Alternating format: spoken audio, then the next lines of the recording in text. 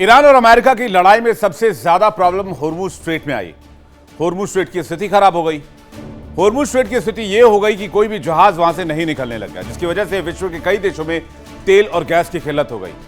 महंगाई बेपरवाह आसमान पर जाने लगी। होर्मुज में क्या प्रॉब्लम हुई, जरा आंकड़ों की नजर से आप देख लीजिए, जिसे हम कयामत का लफ्ज दे रहे हैं। पहले होर्मुज में रोजाना 200 से 250 जहाज गुजरा करते थे माल लेकर।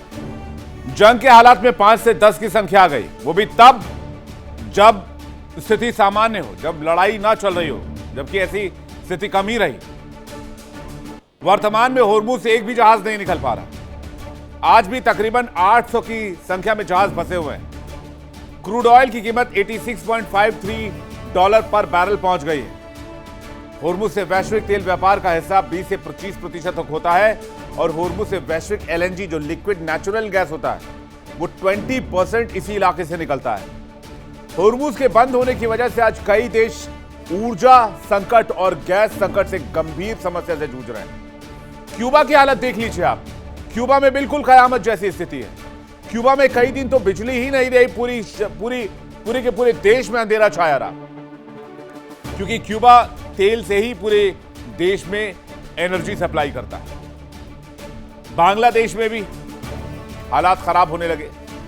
जिनके पास अभी तक एनर्जी सेक्टर को लेकर किल्लत खत्म नहीं हुई है, उसमें क्यूबा और बांग्लादेश टॉप पर हैं। इसके अलावा दुनिया के कई और देश हैं जो तेल की किल्लत से जूझ रहे हैं। उसमें इंडिया भी एक देश है जहां तेल और गैस की प्रॉब्लम्स हो रही हैं, क्योंकि हमारा मेन सप्लाई रुका हुआ है। गल्फ कंट्रीज से बहुत ज्यादा सप्लाई लेते हैं। तेल और गैस की किल्लत से और कौन कौन से देश परेशान है वो भी आप देख लीजिए। दक्षिण पूर्व एशिया में Bharat, Pakistan, Bangladesh, Vietnam, Thailand, Philippines. पूर्वी एशिया में चीन, जापान, दक्षिण कोरिया, ऑस्ट्रेलिया। यूरोप में ब्रिटेन, जर्मनी और इटली। बाकी कतर में तो उत्पादन ही बंद है। सिंगापुर में मरीन फ्यूल नहीं मिल पा रहा। अफ्रीका के कुछ हिस्से भी प्रभावित हुए। लैटिन अमेरिका में परेशानी है। अगर दोनों जगह से एंट्री और एग्जिट पॉइंट बंद कर दिए गए, लाल सागर से और अरब सागर से, यानी गल्फ ऑफ ओमान से या पर्शियन गल्फ से, होर्मुज स्ट्रेट से, तो जो लिस्ट अभी हमने आपको दिखाई वो लिस्ट बहुत लंबी हो जाएगी, क्योंकि होर्मुज के बाद अब बाब अल मंदेब भी बंद होने जा रहा है। इस वजह से दुनिया भर की इकोनॉमी पर असर पड़ने वाला है। भले तेल और गैस की किल्लत बढ़ जाए, लेकिन इसका व्यापार पर जो असर होगा, जो इकोनॉमी पर असर होगा, वो इरिवर्सिबल होगा, क्योंकि दोनों बहुत व्यस्त मार्ग हैं और दोनों पर ही संकट मंडरा रहा है। अब बाब अल मंदेब की स्थिति भी आप देख लीजिए। सामान्य स्थिति में बाब अल मंदेब में वैश्विक व्यापार का 12 से 15% व्यापार होता है। एशिया, यूरोप के जो कंटेनर वो 30% तक यहां से निकलते हैं। सामान्य दिन में 70 जहाजों का ट्रांजिट होता है। सालाना 19,000 से 26,000 की संख्या में जहाज गुजरते हैं। बंद हुआ तो क्या होगा? एक तो यहां से जहाज निकलने बंद हो जाएंगे, दूसरा उन जहाजों को 14 दिन एक्स्ट्रा काट कर घूम कर आना होगा। हर राउंड ट्रिप पर अतिरिक्त ईंधन की लागत होगी और $1 करोड़ का खर्च बढ़ जाएगा। एशिया यूरोप फ्रेट रेट में बढ़ोतरी हो जाएगी, जो कि 25 से 30% की होगी। सालाना अतिरिक्त वैश्विक लागत $7 से $9 अरब तक बढ़ जाएगी। कंटेनर शिपिंग बाधित होगी 30% तक। वैश्विक तेल आपूर्ति बाधित होगी, 22% तक बाधित हो जाएगी। प्रतिदिन जोखिम में व्यापार होगा कम से कम $10 अरब, जो खतरे में रहेगा। अब आप समझ गए कि कयामत किस हिसाब से। कयामत सिर्फ ये नहीं कि परमाणु बम गिरा और पूरी मानव सभ्यता साफ हो गई। कयामत ये भी है कि लोगों के पास ना जलाने के लिए ऊर्जा है, ना पकाने के लिए गैस है और ना खाने के लिए रोटी है। और फिर भी अमेरिका अपनी जिद पर लगा हुआ है। यूरोप भी कूदने के लिए तैयार है। नेटो ने भी हामी भर दी है। ईरान भी तैयारी कर रहा है। झुकेंगे तो नहीं। बेशक पूरी दुनिया इकोनॉमिक क्राइसिस में चली जाए, कोई फर्क नहीं पड़ता। ईरान इंसाफ चाहता है। मौत का बदला मौत, खून का बदला खून चाहता है।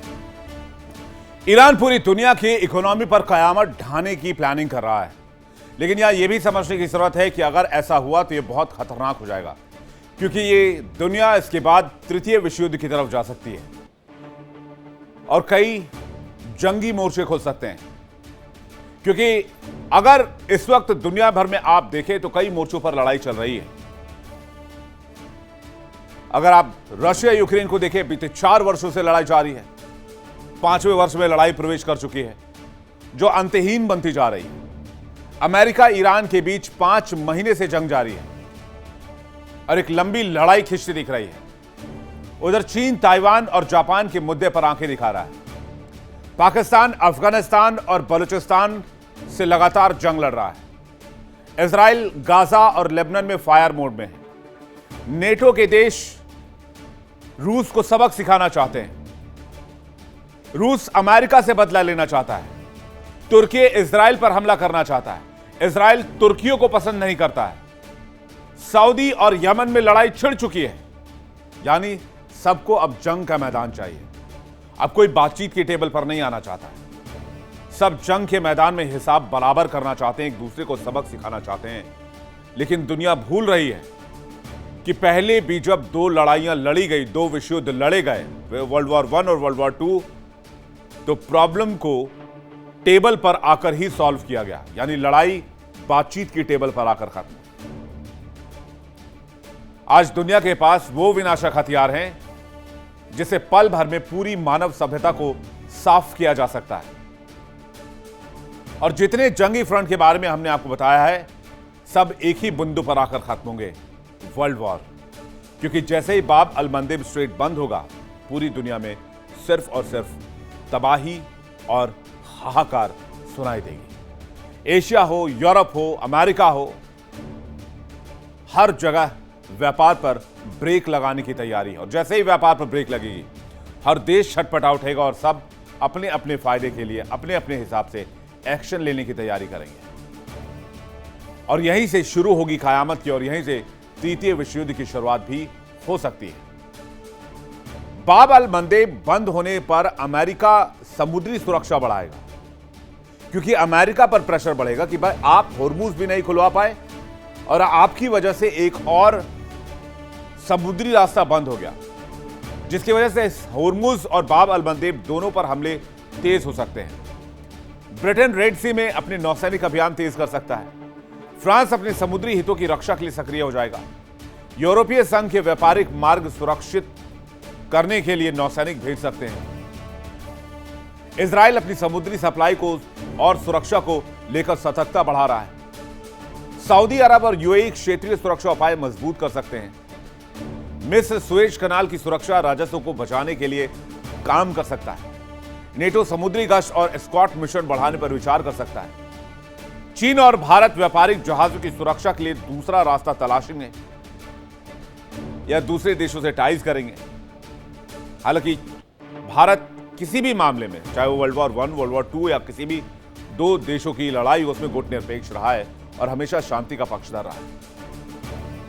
लेकिन होर्मुज में जो स्थिति दिख रही है और जो स्थिति बाब अल मंदेब में दिख रही है, उसकी वजह से पूरी दुनिया की इकोनॉमिक स्ट्रक्चर पर एक साथ तबाही की और बर्बादी की घड़ी आती दिख रही है। फिलहाल एक छोटा सा ब्रेक, आगे हम आपको बताएंगे मिडिल ईस्ट में इस वक्त लेटेस्ट अपडेट क्या है, अमेरिका ने कितने हमले किए और ईरान ने क्या जवाब दिया है। अब आपको जल्दी से ताजा अपडेट दे देते हैं अमेरिका ईरान जंग से जुड़ी हुई। बीते 24 घंटे से अमेरिका लगातार ईरान पर बमबारी कर रहा है, ईरान के ठिकानों को बार बार निशाना बना रहा है। अमेरिका ने साफ साफ कहा है कि होर्मुज पर किसी का अधिकार नहीं होने देंगे। ईरान होर्मुज पर दादागिरी छोड़कर बातचीत की टेबल पर जब तक नहीं आता, तब तक हमला जारी रहेगा और हमले साथ ही साथ भीषण होते जाएंगे। आज अमेरिका ने ईरान में कहां कहां पर हमला किया है वो भी आपको जल्दी से दिखा देते हैं। बुशहर न्यूक्लियर प्लांट पर एक बार फिर से अमेरिका ने हमला किया है, जो कि परमाणु ऊर्जा संयंत्र है ईरान का। इसके अलावा बंदर अब्बास पर हमला किया है, जो कि बंदरगाह है। आरजीसी के ठिकानों पर हमला किया है, सिरिक द्वीप पर हमला किया है, मिसाइल और तटीय रक्षा ठिकानों पर हमला किया है, केश्म द्वीप पर हमला किया है, नौसैनिक अड्डों को निशाना बनाया है, स्पीड बोट बेस को निशाना बनाया है, चाबहार पोर्ट को निशाना बनाया है, जिसे भारत ने बना कर दिया है, जो कि व्यापारिक हब है ईरान का। नौसैनिक लॉजिस्टिक्स किश द्वीप को निशाना बनाया है, बंदरगाह और सैन्य ठिकानों को निशाना बनाया है। होर्मुज द्वीप को भी लगातार निशाना बना रहा है, जहां पर रेडार्स और मिसाइल क्षमता को अटैक किया जा रहा है। इसके अलावा शाहरास्तान में हमला किया गया है, जहां पर बताया जाता है कि ईरान का बहुत बड़ा मिसाइल भंडार है और IRGC का एक हेडक्वार्टर भी है। अमेरिकी राष्ट्रपति ने कहा है कि अगर ईरान बातचीत की टेबल पर नहीं आया तो हर दिन नया और उससे बड़ा हमला होगा। और अब हम हमला सिर्फ ईरान के एनर्जी सेक्टर पर करेंगे, पावर प्लांट पर करेंगे। डोनाल्ड ट्रंप का लेटेस्ट बयान आपको सुनवाते हैं। But we're going to hit them very hard tonight.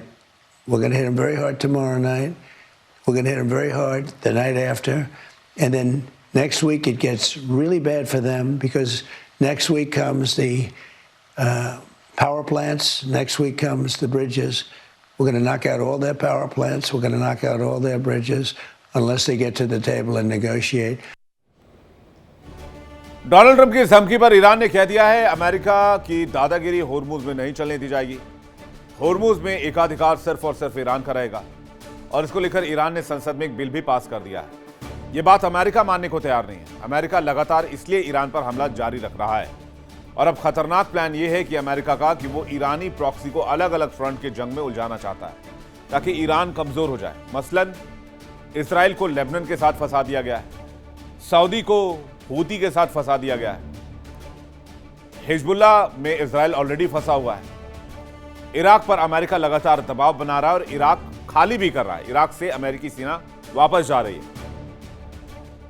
अब ईरान का दोस्त रूस यूक्रेन जंग में ऑलरेडी फंसे हुए हैं। इधर चीन, ताइवान और जापान से तनाव बढ़ा चुका है, इसलिए ईरान कमजोर पड़ रहा है। दूसरी ओर अमेरिका को हर तरफ सपोर्ट मिल रहा है, इसलिए ईरान जानता है कि अगर बचे रहना, अस्तित्व बचाए रखना है तो होर्मुज और बाब अल मंदेब स्ट्रेट से ज्यादा आसान विकल्प नहीं हो सकता है।